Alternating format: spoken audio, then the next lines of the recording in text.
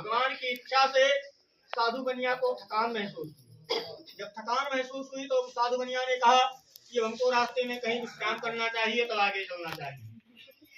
नौका को नदी के किनारे लगाया, विश्राम करने के लिए नौका से नीचे उतर करके आया।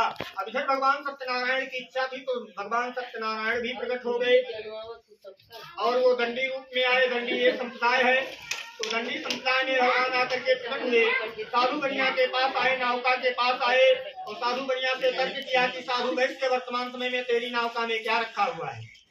उस समय धन के मन में चूर हो गया। वो साधु वैश्य पूछने लगा, महाराज क्यों पूछ रहे हो? क्या तुम्हारी इच्छा धन संपत्ति चोरी करने की है? तुम तो या कहावत कह रहे हो, मांगे भीख पूछे गाँव का जमा।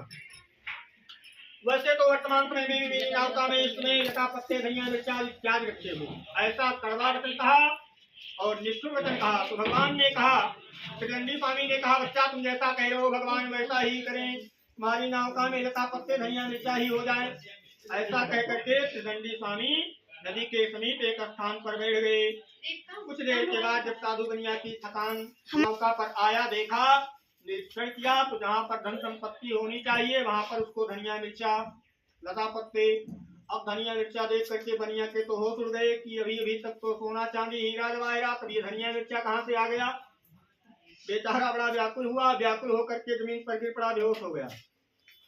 कुछ देर के बाद जब उसको होश आया तो पुनः विलाप करने लगा। दामाद